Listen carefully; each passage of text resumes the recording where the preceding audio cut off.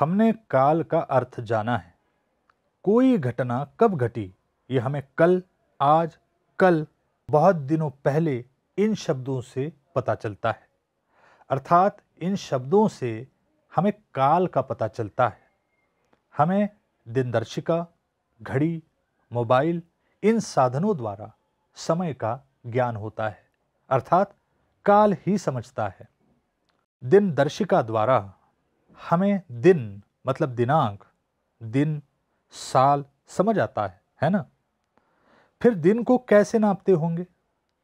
सुबह हमें सूरज आसमान में ऊपर आता हुआ दिखाई देता है। इसे ही हम सूर्योदय या सूरज का उगना कहते हैं।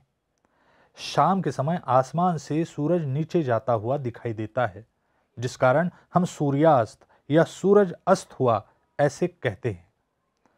वास्तव में भले ही हमें सूरज हिलता हुआ दिखाई देता है, फिर भी पृथ्वी सूरज के इर्द गिर्द घूमती रहती है। इसी कारणवश हमें सूरज घूमता दिखाई देता है।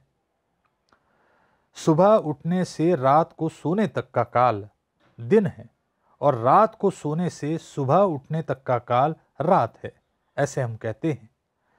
दिनदर्शिका में किस प्रकार लिखा होता है उसे देखते हैं। मान लीजिए आज 1 तारीख है, तो दूसरी तारीख कब आती है? 1 तारीख का दिन और 1 तारीख की रात खत्म होने के बाद 2 तारीख का दिन शुरू होता है। दिनदर्शिका में सुबह सूरज उगने से लेकर दूसरे दिन सूर्योदय होने तक के समय को 1 दिन लिखा होता है। दिन और रात मिलकर एक संपूर्ण दिन होता है।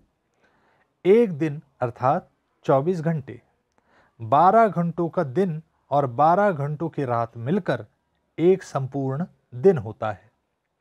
अब दिनदर्शिका में सूर्योदय और सूर्यास्त के समय को ठीक से देखिए। क्या रोज उसी वक्त सूर्योदय और सूर्यास्त होता है?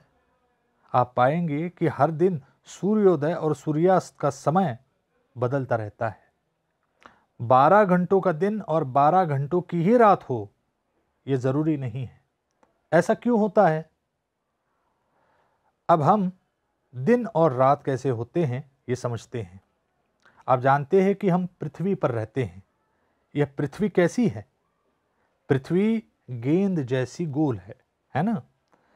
पृथ्वी एक ही जगह स्थिर नहीं है।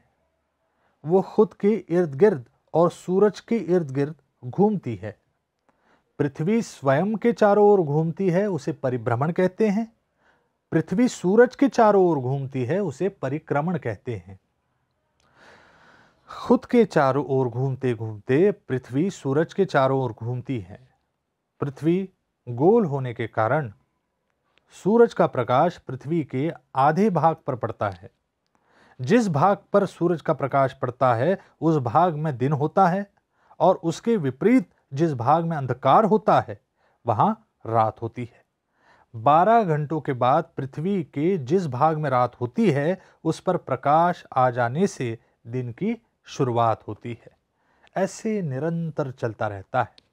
इस कारण दिन के बाद रात और रात के बाद दिन, यह निरंतर होता है। लेकिन सूरज का प्रकाश जिस भाग पर पड़ता है वह समय थोड़ा थोड़ा बदलता रहता है। इस कारण 12 घंटों का दिन और 12 घंटों की रात ऐसे रोज रोज नहीं होता, तो भी थोड़ा थोड़ा फर्क रोज होता रहता है। हमें साल में 2 बड़ी छुट्टियां होती हैं, है ना? एक मई के महीने की और दूसरी दिवाली के समय। दिवाली की छुट्टियों में जाड़ा और मई महीने की छुट्टियों में गर्मी रहती है। जाड़े के दिनों में सुबह जल्दी उठने का मन नहीं करता। सुबह ठंड ज्यादा होती है और अंधेरा भी होता है। ऐसा लगता है कि अब तक सुबह हुई ही नहीं, अब तक सूरज नहीं उगा। क्यों ऐसा होता है?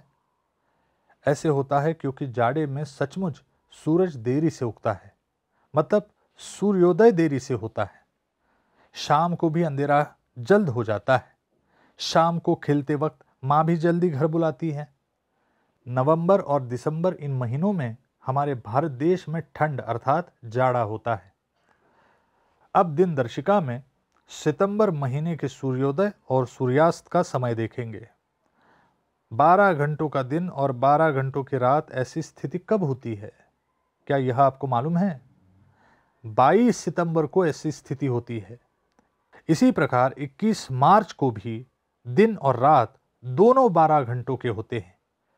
21 मार्च के बाद के दिन से यानी 22 मार्च से सूर्योदय और सूर्यास्त का समय देखेंगे। हम देख पाएंगे कि 22 मार्च से दिन धीरे धीरे बड़ा हो जाता है और रात छोटी होती है। शाम को अंधेरा कब छा जाता है उसे गौर से देखिए। ऐसे 21 जून तक चलता रहता है। 21 जून के दिन भारत में सबसे बड़ा दिन होता है और सबसे छोटी रात होती है। उस समय हमारे भारत में वर्षा ऋतु होती है। 21 जून के बाद दिन छोटा होने की शुरुआत होती है और 22 सितंबर तक ऐसे शुरू रहता है। हमने देखा कि 22 सितंबर को दिन और रात दोनों 12-12 घंटों के होते हैं। उसके बाद 22 दिसंबर तक दिन छोटा होता है और रात बड़ी बड़ी होती जाती है। 22 दिसंबर को सबसे छोटा दिन और सबसे बड़ी रात होती है। इस वक्त जाड़ा होता है, ये हमने जाना है। सूर्योदय और सूर्यास्त के समय के अनुसार हमारे दिनक्रम में भी कभी कभी बदलाव आता है। उदाहरणार्थ, सुबह उठना, खेलना, खाना खाना, पढ़ाई करना, इसमें से कुछ बातें हम जल्दी या फिर कुछ देरी से करते हैं। प्रकृति में और कौन कौन सी बातों में बदलाव आता है उस पर भी गौर कीजिए। उदाहरण के लिए, पंछी आसमान में कब उड़ते दिखाई देते हैं, फूल कब खिलते हैं, कौन से महीने में फूल खिलते हैं, पत्तियों में क्या बदलाव आता है, उसका भी निरीक्षण कीजिए। सारांश, एक दिन 24 घंटों का होता है। पृथ्वी अपने इर्द गिर्द घूमते हुए सूरज के चारों ओर भी घूमती है। पृथ्वी स्वयं के चारों ओर घूमती है, उसे परिभ्रमण कहते हैं। पृथ्वी सूरज के चारों ओर घूमती है, उसे परिक्रमण कहते हैं। 21 मार्च और 22 सितंबर के दिन 12 घंटों का दिन और 12 घंटों की रात होती है।